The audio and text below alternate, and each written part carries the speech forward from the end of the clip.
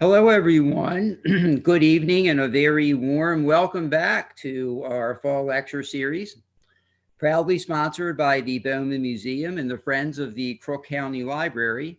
I'm Sandy Cohen, director of the Bowman Museum of Crook County. Tonight, we have a very special presenter. She is a veteran of our program, one of our most popular presenters, and I think the world's greatest storyteller. And that, of course, is Miss Rebecca Hom. Tonight, Rebecca is presenting the story of the Women's Air Force Service Pilots, better known as the WASPs, in a program entitled Paper Dolls, Pinups, and Pistol Packin' Mamas, the women pilots of World War II. The WASPs were 1,100 civilian pilots who, once trained, ferried planes to U.S. bases from one corner of the country to another. They towed targets while airborne for ground artillery trainees to perfect their aim. They test piloted planes fresh off the manufacturing line. And they delivered red-carded, poorly repaired planes to bases for disposal. Cumulatively, the WASPs logged over 60 million flights during 2 short years that the program was in existence, where they won honors, medals, and high praise from all. But their saga was not without its own challenges as well. And tonight, Rebecca will relate their many and varied experiences directly to you. Rebecca Hom is a master storyteller with experience as an exhibits writer, group and classroom facilitator, columnist, public radio correspondent, interpretive naturalist, and a full-time mother. Trained in the field of social work at Wartburg College in Iowa, Reb has spent 25 years using her human resource skills in the art of storytelling to share stories with a message. So here's Rebecca Hom with Paper Dolls, Pinups, and Pistol Packin' Mamas, the women pilots of World War II. All right. I know that you're there. I trust that you're there. I'm sorry I can't see you, and I'm sorry I can't hear you, because as a storyteller, it is the connection with the audience. It's making that eye-to-eye contact and watching the story play across your faces as well. Hearing the chuckles, hearing the, kind of responses. So being a virtual storyteller tonight, thank you, Sandy. I just have to go on trust and belief that it's coming across for you, that you're hearing it, that you're interested in it. So I believe that there's a chat line available, that if you have questions or comments, Carrie will be looking at that and kind of vetting through them for me. And we'll get to that near the end of the program, or maybe even somewhere in between. It could happen. I love give and take. I love discussion and interruption. So I'm going to start out by just saying these are challenging times. This has been some kind of situation that most of us have never had to face, this intense problems, challenges across our country. So it seems to me especially fitting right now to talk about World War II, talk about how we as a country were involved, how we faced it, how we dealt with it, rose to it, and also how we adapted to make sure we could get through it. And we can use that as a model and a pattern for these changing, challenging times that we're in right now, I believe. The WASP, the Women's Air Force Service Pilots. they came to be known as that. But it didn't start out exactly that way. Now, why did I have that first slide there of why was it paper dolls, pinups, and pistol packing mamas? Sadie? Thank you. There we go. That's the WASP's wings. That was developed for them to put on their uniforms that were eventually created so that they had some sense of unity, some sense of pride of being a group, of being a formation of women pilots within the Army Air Force. Now, they weren't Air Force pilots. They were civilian pilots. They were not considered military. So, next slide. Paper dolls, pinups, and pistol packing mamas.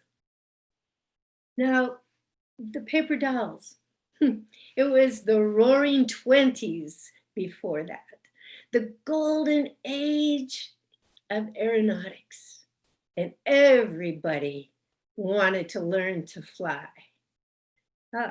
And the roaring 20s, that was the age of the flappers. That was the age of new independence for female. And it was sort of what the country was looking for in their heroes. People who would change things, people who were adventuresome, people who had new ideas and were going to break through to new adventures. The flappers, yeah. You know, new adventures. And so young women thought, I could learn to fly. They would see planes barnstorming coming through their towns, out into their fields. So many of the WASP talk about their fathers taking them up in a barnstorming plane. You know, the pilot would come in, you could pay your quarter, you get to go up for a ride. And then that was how these young girls fell in love with flying. One of them said, you know, I used to lay on my back and look up at the clouds. I wanted to be there, but I never thought it would happen. And she became a WASP. Now, that was acceptable right then. That was acceptable to be adventuresome and to try new things and to push the limits to a degree. It was very heroic for men. It was a little radical for most women to be doing that. But still, it was there. It was adventuresome. It was available. And so many of these young girls started working to save up their money as they came into their teens to work out at airports. Some of them talk about they'd go out and hang out at the hangars and do cleanup work and whatnot, just to be around the planes. And maybe they would work in exchange for getting lessons. And so they could learn to fly. They wanted to be there. Now, back to that slide again, that same slide. So paper dolls, that was, acceptable. Oh, a woman in a pilot suit, something romantic like Amelia Earhart with a silk scarf around your neck and looking all adventuresome. But, pinups? I think cheesecake was pretty popular during World War II. Yeah, Betty Grable type. Whoops, can we go back one?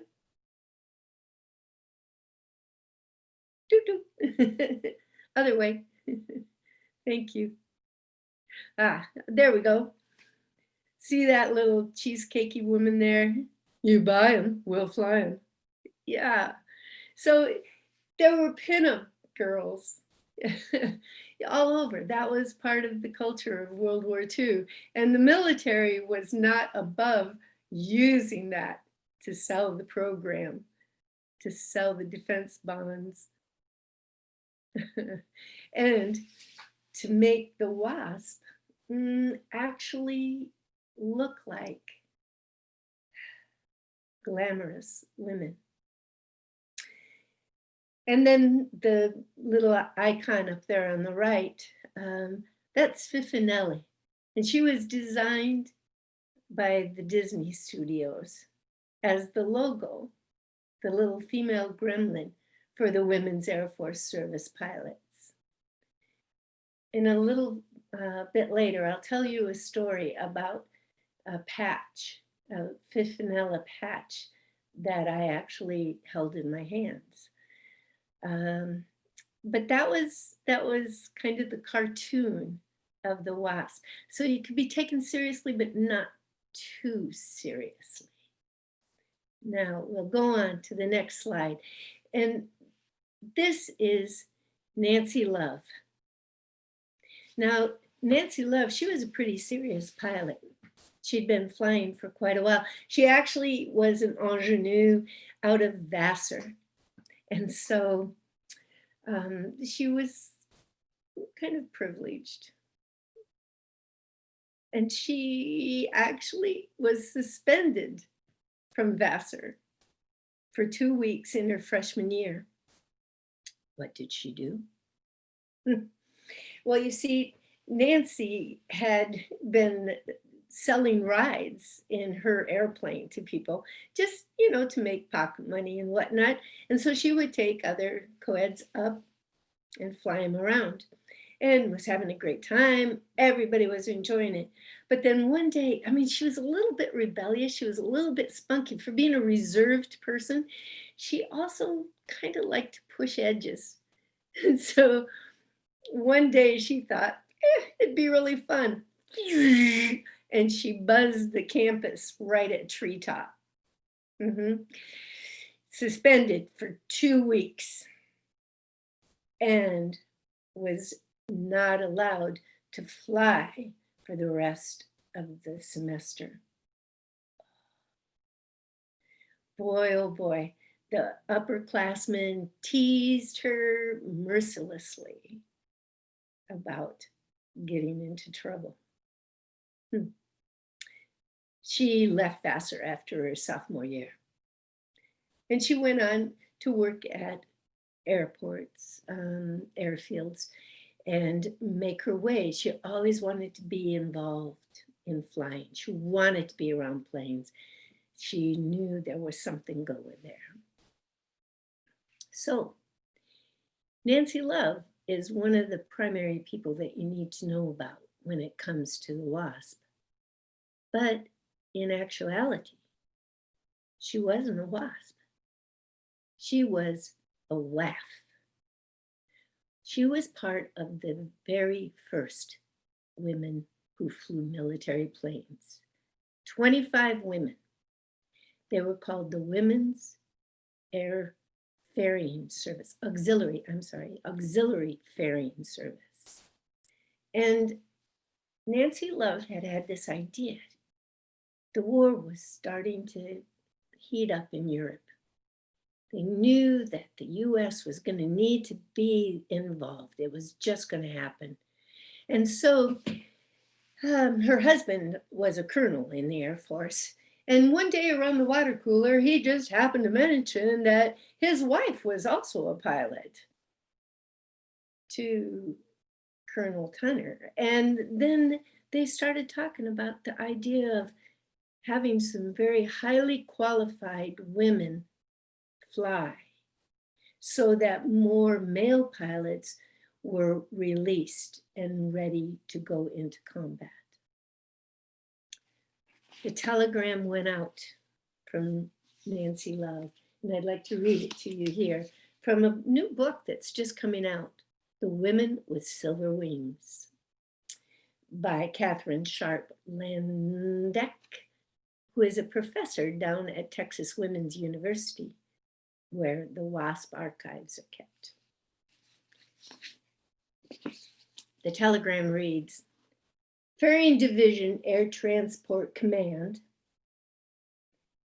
is establishing a group of women pilots for domestic ferrying. Stop. Necessary qualifications are high school education, age between 21 and 35, commercial license, 500 hours, 200 horsepower rating. Stop. Advise commanding officer, 2nd Ferrying Group, Ferrying Division, Air Transport Command. So the acronyms get extremely long, AAFTDs, yes. Advise the Ferrying Group, Division, Air Transport Command at Newcastle County Airport, Wilmington, Delaware, if you are immediately available and can report at your own expense for interview and flight. A flight check. Stop. Bring 2 letters of recommendation, proof of education, and flying time. Stop. She sent out, I think, 80 telegrams, and they scrambled to get 25 women that would come into it. 25 women that would start and become the WAFs. They're kind of proud of it. They call themselves the originals because they started it all. Now, Nancy Love, if you can see a picture of her, a photo of her, she had kind of Dorothy Lamour look. She had beautiful blue eyes. She was tall, statuesque, beautiful cheekbones, and she had been voted one of 6 women in public life with the best legs. That was her claim to fame. And when she was introduced by the Secretary of Defense as the new head of the WAFs, he boldly said, "So, Mrs. Love, why don't you come up here and let us have a look at you?" That was kind of how it was. Now, people thought it was glamorous. Oh, but Nancy worked so hard. And one night it's quoted that she talked to her best friend, Betty Giles, and she was saying how tired she was and how hard this work was to get this program up and running and the battles that they were fighting for it. And how the press was, interested in what they were doing. And she was doing all of these photo ops and civic discussions, making presentations for organizations. And she was just tired. And Betty said, "Yeah, but, it's so glamorous." And Nancy Love looked in the mirror and pulled down her eye, took a close look, and she said, some days it doesn't feel very glamorous. She wasn't one for the spotlight, but she would do it for the program because she believed that the WAFs served a purpose. She believed that by ferrying, that was their sole job, with ferrying planes across the country, that they were providing a big service that freed up male pilots. Now, the other person that was involved right there was Jackie Cochran. Now, Jackie came from a much different background than Nancy Love. She wasn't an ingenue. She didn't come from riches and old money. She actually was fostered or adopted into another family. And there's a sad story about her receiving a doll from a Christmas parade and the mother saying, "No, you can't keep that doll. You need to give it to the younger daughter." So Jackie always felt just a little driven, just a little hard pressed. And she had been talking to Hap Arnold about a women's group, a women's flying group, but she wanted it to be a training division, the Women's Flying Training Division. And they were called the Wolf Teddies. Now, there was a whole bunch of controversy of how this all came about because the WAFs were recognized first just when Jackie Cochran was coming back from England and having flown over there with the British pilots. And when she found out that the WAFs had been recognized, she went into Hap Arnold and raised holy heck. She said, we had an agreement. You said that I would have the division. And so Hap Arnold said, you're right. You are right, Jackie. You got it. The Wolf Teddies were created, and they were housed down in Houston, Texas. Ironically, at Love Field. So there was always a little contention between Jackie and Nancy Love. They were different personalities, different positions, and different goals for what they were doing. So Jackie kept pressing it. And then finally, a year later in 1943, the two groups were joined together under Jackie's direction and became the Women's Airforce Service Pilots, with the ferrying division still under the direction of Nancy Love, but that also under the direction of Jackie Cochran. So women in position of power, this was something totally new, and certainly something totally new in the military, for them to deal with a woman that had ideas and was going to push for things. And to have a woman in the cockpit of a military plane, unimaginable, impossible. But they were making it happen. That next slide just shows it.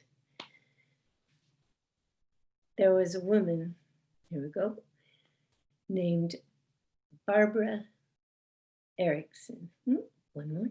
There. She married Jack London, not the author, but she was a WAF. Now, she was the first woman that received the Air Service Medal. You can see her stats were that she flew 8,000 miles, delivered 6 planes in 5 days.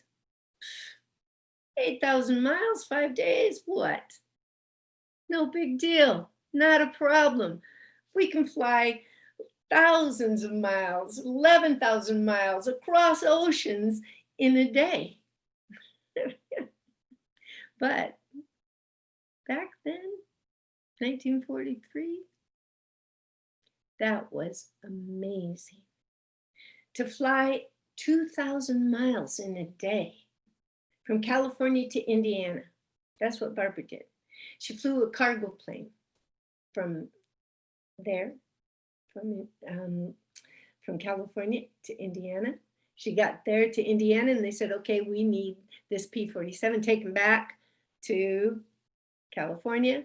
She got to California. They said, well, we need this P-51 taken to Indiana. And then when she's in Indiana, they said, okay, we need this taken back to California. So in 5 days' time, she had made 8,000 miles. It was a record. It was historical. She could fly. That woman could fly. And so it became respected. It became noted. Now, just because it was respected and noted doesn't mean that everybody agreed with it. Not even everybody in the military agreed with it. And so it was not always easy to win The notoriety? No, it wasn't notoriety they were looking for. Respect. And opportunity. You know, that I'll use that word, that equality of knowing that they could do that job and being allowed to do that job. That's what they were looking for. That's what they wanted. So Barbara helped push that along and helped the recognition of the seriousness and the dedication of what it was that these women pilots were doing. But in the next slide, you'll see that not everybody took it all that seriously.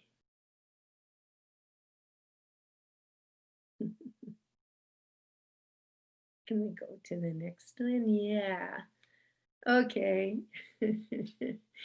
So here are WASP trainees, either from Love Field, which they started at in Houston, but then eventually the WASP were moved to Sweetwater, Texas, and had their base there, the air base. I love these ladies. Stay on these pictures just for a little second, if you will. I love the contrast here between the pigtailed woman. Yeah, her name is Shirley Slade, right? And this was in Life magazine, July, is it? Yeah, 1943.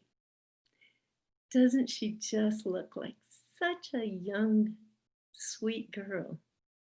You know, you almost think, I think being an Iowa farm girl, that she just came in straight out of Kansas, you know, out of Iowa. I think it's real important for us all to know that Shirley Slade went on to bomber training school and flew the B-26. So she evolved during her training. But this was the image that was being put out. You know, it's the girl next door that's doing this, which is true. It was the girl next door. The WASPs came from all across the country. They came from every state, every single state in the country. There were women who became WASP. Now you contrast that look with the snapshots, not the professional photos, but the snapshots that the WASP themselves took of their best friends, of their groups. And you see the seriousness, the dedication, the power, and also the camaraderie, the levity, the joyfulness in what they were doing. So they were the girl next door. They were the girl next door that was doing something incredibly different. Thanks, Sadie. They were the girls that were breaking ground. Now we're all real familiar with Rosie the Riveter and, you know, going into manufacturing, but to have women who were flying military planes, that was something really pushing edges. To have them on military bases, there were some commanders at bases that didn't want them there, that were rude, that would not give them assignments, that would not make it easy for them. There were others who were very courteous and really appreciated the work that the WASP pilots were doing. It just depended, kind of like human nature. Nobody, not all of us do everything all the same way, even when it's regulations. So the women really had to kind of find their way through it. The public opinion was also across the board. Everything from, well, what'll you think of next? And a newsreel at the movie theater that said, girls form ferrying division. To what kind of woman would want to run off and do this? Is she just, self-important, doesn't care about her family and her traditional duties? What kind of woman would just go off and go flying like that? Well, it was all kinds of women. And many of the WASP came into it, yeah, they loved flying. And the idea that they were getting to fly all of these wonderful new planes, that was incredible. But there were many of them who also were flying because they felt they had a duty. Now, one of the WASP who had gone with her father to a barnstorming and was just totally intrigued with it was Teresa James.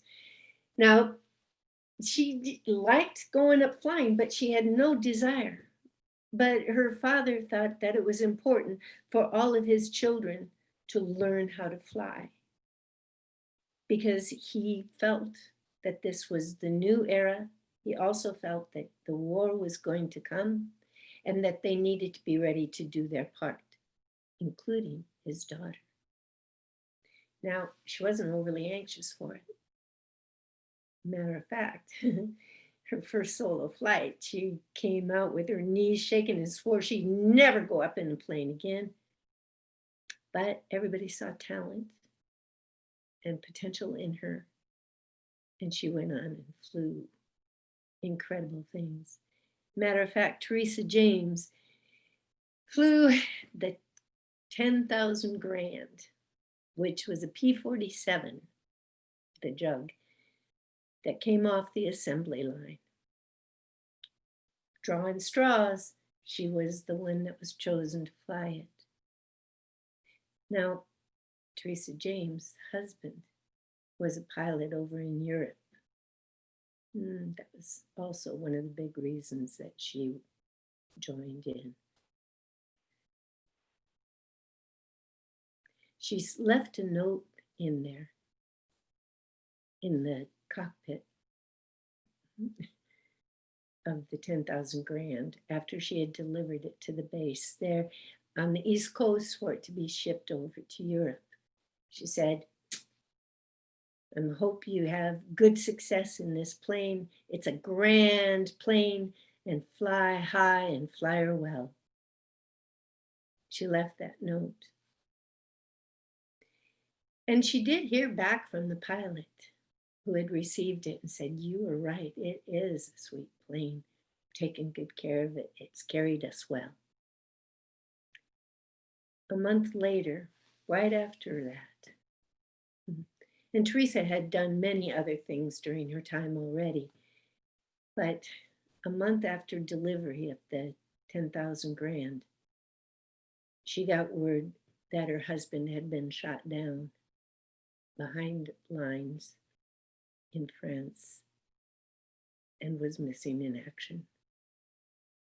It took years before she found out for sure, and that's another story for another time, but that she found out for sure where he was and was able to retrieve his body. So the WASP came into it for many different reasons. And they came into it because many of them had brothers, uncles, husbands, fathers that were in the military also and were maybe flying or were over in Europe. So they had all their reasons for it. Next slide. But they were tough ladies and they were ready to go. This is one of my favorite slides. I was telling telling Sadie the other day, I want to be friends with this woman. She just looks like she's packed and ready, right? Gung ho. Good woman. Now, you know, she wasn't wearing these clothes to be fashionable. She was flying, sometimes in open cockpit planes, flying, most of the time the WASP were flying solo in their planes. They were all alone. And they had to find ways to pack their gear in. They had to carry all of the necessary equipment, and they had to often carry something to sit on, as well as their parachutes. They had to, some of the WASP had to put blocks on pedals because they were short and couldn't reach all of the controls. But they were anxious to do it. That heavy gear was because it would get cold up there when you're flying. And they would fly through all these different conditions because they were flying all the way across country many times. And they would start out in warm conditions. They would cross through storms, rain, sleet, hail, through all kinds of storms and into totally different climates, and bounce all around the country. I was telling you about Teresa James. Another time, I'll tell you her full story, but it was going to be an afternoon flight from Delaware to Indiana. And they said, no problem, just take this plane, drop it off, and then catch a flight back. You'll be home in the afternoon. She was gone for 30 days. And they make the joke that all she had was the clothes she had on and a tube of lipstick in her pocket. No, because she was a woman and a woman of the time. So you had to have a tube of lipstick along with you to get out of there. Teresa James, it took her 30 days before she got home. And I think she went through 15 states, 11 planes. It was amazing. And every time that she thought it was over, they would give her another plane and send her in some other direction. But Teresa James, 30-day afternoon flight. I'll tell you that another time. The WASP, talking about how they were dressed, okay, in that heavy suit that they have on, lamb's wool inside, heavy leather. They also were still women, like I said, tube of lipstick. But when they stopped in a community, we're going to run out of time. When they stopped in a community, they had to now appear like a woman. They couldn't walk in. There's an incident with Barbara Erickson that we talked about, that she came in with other male pilots, all came walking into a hotel dining room to get dinner. And the management turned Barbara away and said, I'm sorry, we do not serve women in trousers here.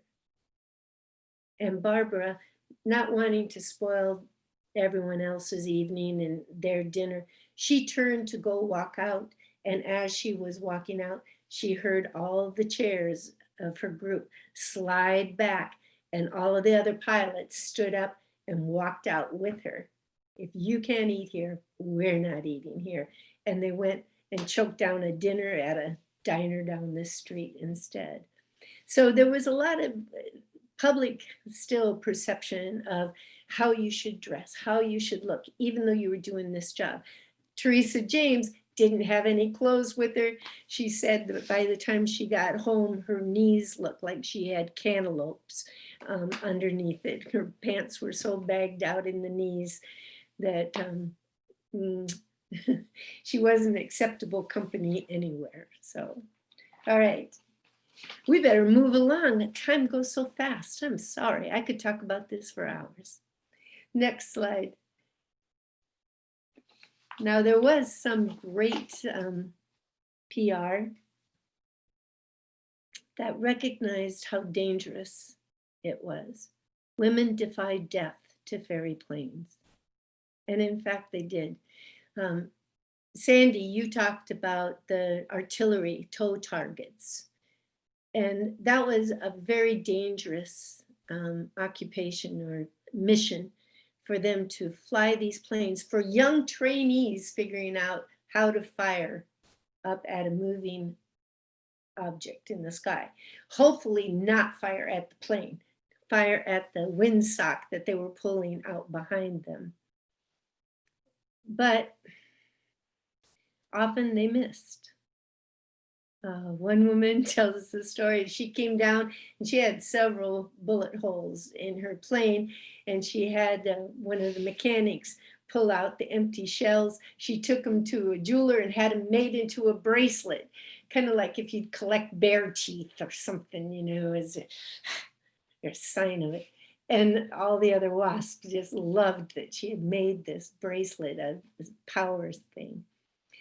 There were 38 women, 38 of the WASP died in either in training or in active duty.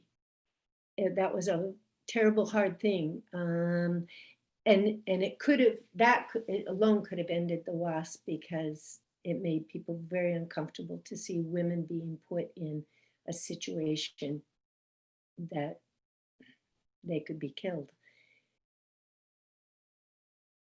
Also, they were not, because they were not military, they didn't receive any notice, or the families did not receive burial rights, or the bodies were not transported. The other WASP would take up collection to have the body shipped home. They would, one WASP would accompany the body. They were not given a military burial, not a flag, not a blue star. Some local communities did that for WASP pilots who came home, but it was not the standard for it. So, because they were civil servants, they were not military. All right, we better move along. The next slide is the pistol packing mamas. It even says so right on the plane. These 4 women. Oh, oops, sorry. Let me back up. This is Hazel Yingli, and she was one of the pilots that was shot down. She was out of Portland. Well, she wasn't shot down. She was in an accident, a tragic accident, and died subsequently. Hazel, there, I have to correct this. There were 1,102 women in the WASP, and I guess I'm sensitive about that "and" because it just coincidentally was that there were 2 Chinese American women in the WASP, and so I'm always very aware of that 2 instead of the 1,100. There was also 1 Native woman out of Montana originally in the WASP. But Hazel was one of the 38 that died, and part of her story is that when the family went to buy a burial plot in Portland, Riverview Cemetery, they were told that no, we don't bury Chinese in this area of the cemetery, and we're not going to let her be buried there. The family disagreed with that decision, and subsequently the cemetery did change its mind. So Hazel is buried at the Riverview Cemetery in Portland, and her brother, who died in France 2 days after she died, is also buried nearby. Anyway, next slide. So the WASP went on, they were bomber pilots. They went on to train on all of the bombers and up to the B-29, and showed that they could be flown, to the point that sometimes it was a little embarrassing for some of the situations that male pilots had been afraid of certain planes, and WASP came in with a bit of training and flew the planes, and then the male pilot said, well, okay, if a girl can do it, I can do it, okay. So they set that standard. Those 4 women were their names. There's few of the WASP that you can find their names are Frances Green, Margaret Kirshner, Ann Walder, and Blanche Osborne. Walking across there from the plane called the Pistol Packin Mamas. In October of 1944, Hap Arnold sent out a letter telling the WASP that they were going to be disbanded. Public sentiment had changed. The war was de-escalating in Europe. There were pilots coming home, and there were civilian male pilots in the United States that were afraid that they were going to be drafted into the infantry. And so public sentiment changed in opposing the WASP program. Jackie Cochran was pushing the limits a little bit to have them get full military status. And all in all, they said, can't do it. It's not going to happen. And the WASP received notice in October of 1944 that they were going to be disbanded. Because they were civil servants, they could choose to leave then if they wanted to. At any time in the program, they could resign. They could leave the program. Very few did. And at the end, very few left. They held out. And on December 7th, the very last class graduated. December 7th, 1944, the last class of WASP graduated, knowing that they had only a couple weeks before the whole program was done. But yet they went through it, they finished it, they graduated. And a commander at one of the base said, hey, you graduated, I need these planes taken down. And he sent them out. They were all thrilled that they had an assignment and were off and going. December 20th, the WASP were sent home. In time for Christmas, they were told. But they didn't know what they would do. Public sentiment, again, had shifted. And now it was time to go back to traditional positions. Go home, be a homemaker. Go home, go back to life the way it always has been. We don't need you doing this anymore. They taught us how to fly. Now they send us home to cry because they don't want us anymore, was one of the WASP songs.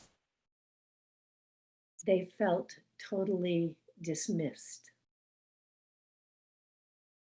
They said, there's still planes to be delivered. We'll fly for free. We'll fly for $1 a day or a year. Just let us fly. We're not done. They were sent home. And of course, no commercial airline would hire them, even with their qualifications, even with their airtime. The breadth of experience that they had flying every different kind of plane, but they weren't allowed to be commercial pilots. All right. Next couple slides. Let's slide on through them.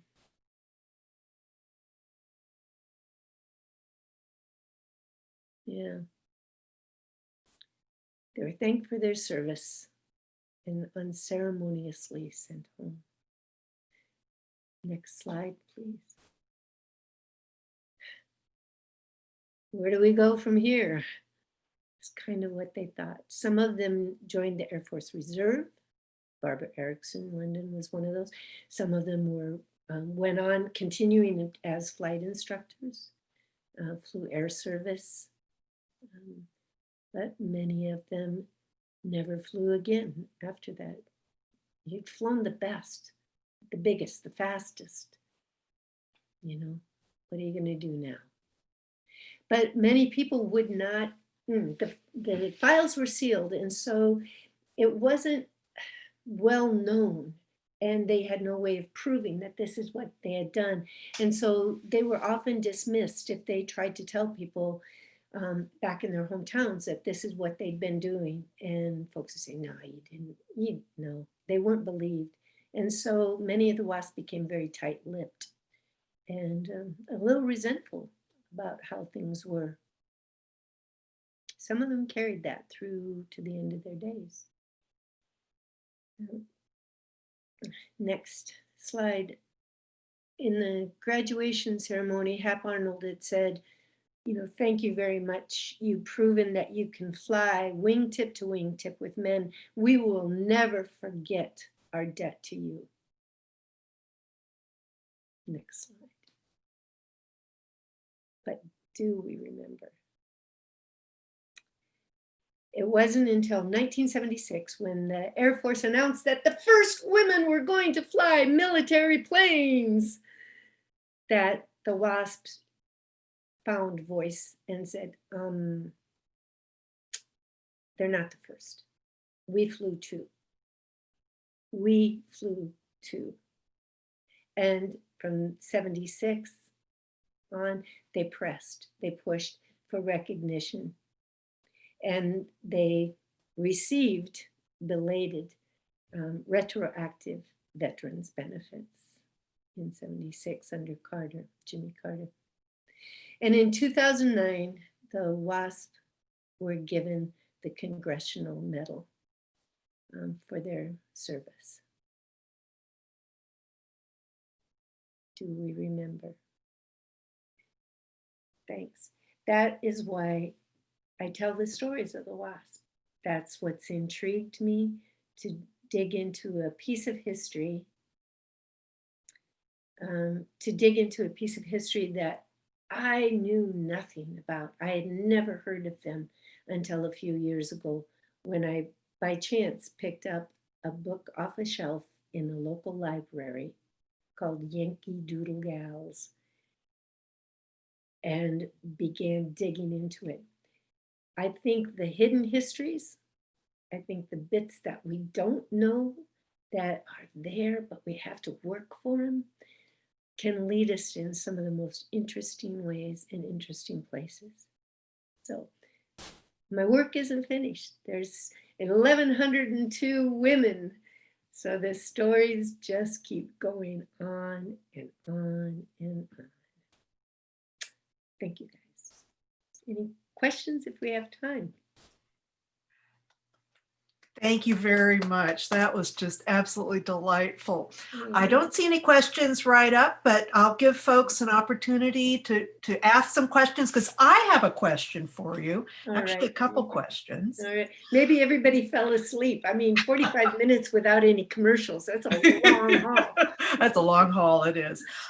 You said in 1976, the WASP were recognized with the Congressional Medal. No. I'm sorry, go ahead. So how many of those pilots were still with us in order to finally receive that recognition? Right. Let me correct that. I maybe didn't clarify that very well. They were recognized with retroactive military benefits in 1976. Okay. Because the Air Force was now saying, oh, we're going to have women in the Air Force. And so the WASP lobbied. Barry Goldwater's son helped make this all happen so that they were recognized as veterans. Okay, but it wasn't until 2009 that that they were awarded the Congressional Medal. Mm-hmm. And it was awarded in 2010. So that was under President Obama. I don't know, I'm sorry, I don't know an exact statistic of how many of those women were still alive. But if you figure that they were between 20 and 35 years old in 1945, mm-hmm. by the time that 2010 came along, they were aging. And today there are fewer than 100 of the WASP still alive. So, Oh my. Yeah. All right. So thank you, because we did get a few questions that came in. Oh, all right. Our number of folks are saying they really found this a fascinating presentation, very interesting. Thank you so much. So one question is, have you heard of the 99s? And if yes, please tell us about them. Yes, I've heard of them. I haven't explored them a lot. That was a women's pilots, a female pilots organization, and it was called the 99s because there were 99 women at the beginning of it that could qualify for that. I haven't delved into that deeply because delving into the WASP and the 1102 stories in the WASP seems to take up a fair amount of my random access memory. So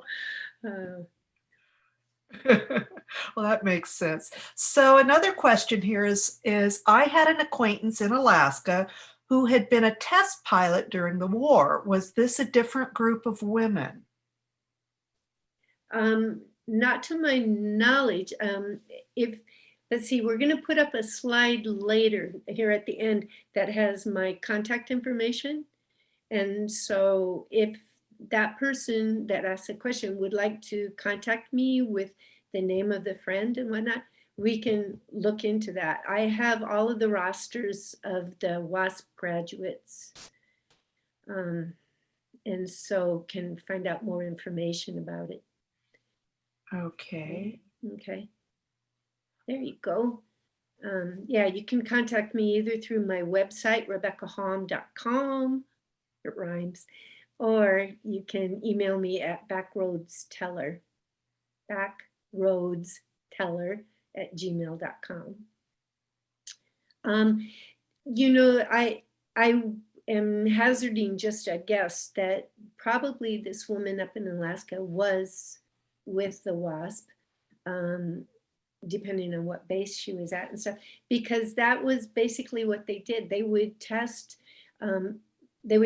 new planes that just came off the manufacturing line. They would be the first pilots to test them. And then planes that were being refurbished, planes that had maybe crashed, cracked up, had some problem, they would have the WASP flying because they said they were expendable. You know, we need the male pilots, but you know, here, you go fly this. There's a lot of stories about WASP flying red-lined planes to take them for destruction, right? And not being told that it was a red-lined plane, and they're flying it across the country and having all of these problems. They get it to the place, and then they're told, "Oh yeah, that's going in the heap tomorrow." So they got a lot of the tough jobs.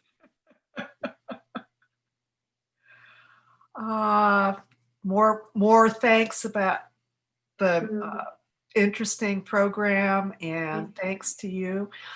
I do have one other question, because having worked in a field position and knowing how hard it was in the 70s, 1970s and 80s to find appropriate gear that fit well. Did you get a sense, because I know that the women dressed up when they left work, but did you ever get a sense in any of your background about just what a challenge it was for them to find boots that fit, or clothing that fit, or things? Because I understand about the blocks underneath the feet. I did that driving a few times for work, or having pillows behind me and under me. But the clothing thing in that day and age. Yeah, as trainees on the base in Sweetwater, they called them zoot suits. They were men's, flight suits, and they were huge on these women. I mean, the smallest one they could get, they would just swim in them, and they had to just tighten them up and work with it. It took a long time before they actually had uniforms, and Jackie Cochran did push for that. There's a funny story about her campaigning for what they call the San Diego blue uniform that was very stylish and very good looking. And so it took a long time before they could get that recognition, that look of a uniform. Before that, they were going out and buying out of their own pockets a white shirt and khaki pants. And as far as shoes, they weren't wearing, you know, like really hardcore boots like we would wear out in a field work out in the woods or something. But you'd see them like just in loafers and you know, almost like a street shoe, kind of, or an Oxford tied up and stuff. The winter clothing, that's interesting. And I've seen some of the winter suits. I've seen one in particular that I don't know if they were custom made or how they got them that way, but the waist was probably, you know, like 13 inches. It was just like, really, really incredibly small. So I'm not sure, Carrie, that I'm glad you asked me that, because I would like to know more, because you see the pictures of them in these big bulky coats and whatnot. And they probably were way too large. Because that makes it even more challenging when you're working. Yeah, how to move around, and yeah, you don't have the mobility. Oh, I see we've had some folks that have written in with answering some of the questions. There's a person here that Carol Levine, I'm probably not pronouncing her last name correctly, but she portrays Ann Carr, who writes in her autobiography, A Wasp Among Eagles, about the zoot suits and about testing cold weather flight gear for women to use in high altitude flights in unpressurized planes at the Wright airfield.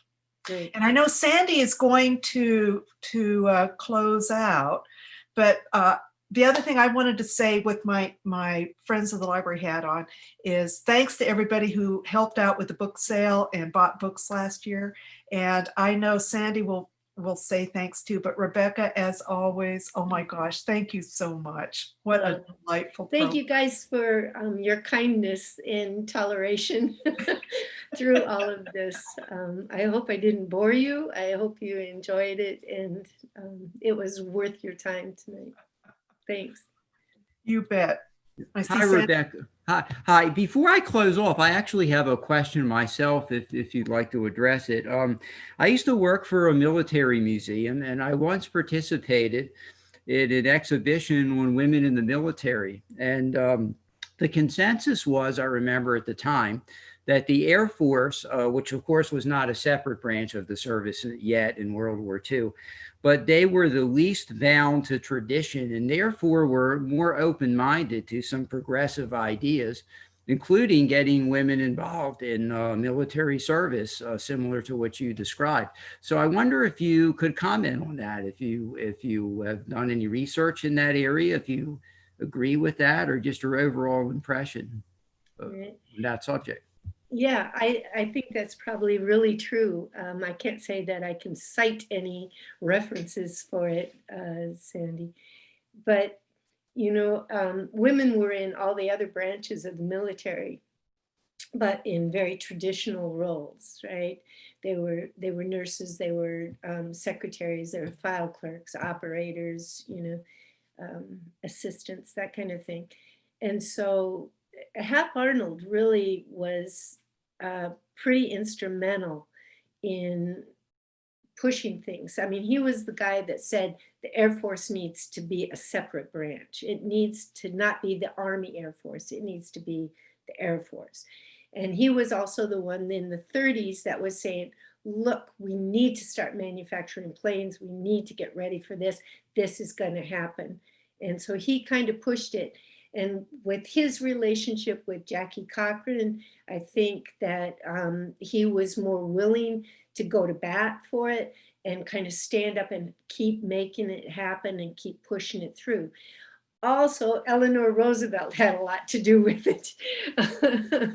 she was pretty adamant, you know, that women had been in the civilian pilots training program, and that, you know, there should be 1 out of 10% of the pilots through CPT should be women and get the training. So there were influences. And again, like I said at the very beginning, it was the golden age of aeronautics, and it was new. It'd be like women going into, maybe here's, into gaming now, in internet gaming software and that kind of thing, and how that was kind of a man's domain, and then women are busting into it and saying, no, I can create this also. So maybe that's that same new frontier that is going on now. Throw that out to you, Sandy. Very good. Well, very good. Thank you. Thank you. That was great. And thank you for an absolutely wonderful presentation. You were just as enthralling in this format as you were in person. And it was an amazing story and an amazing presentation. So once again, I want to thank everyone for listening in and participating as we go forward amidst the many challenges of our times. Next week, we have another great storyteller and another one of our perennial favorites, Mr. Nate Perderson, who will be presenting a Halloween-themed topic entitled Vampires, A History of the Creatures of the Night. We have many varied topics here, Rebecca. So we hope to see you. I want to be on the list. I want to be on your Zoom list. Well, anyway, we hope to see everyone at that time. And until then, have a wonderful week and good night.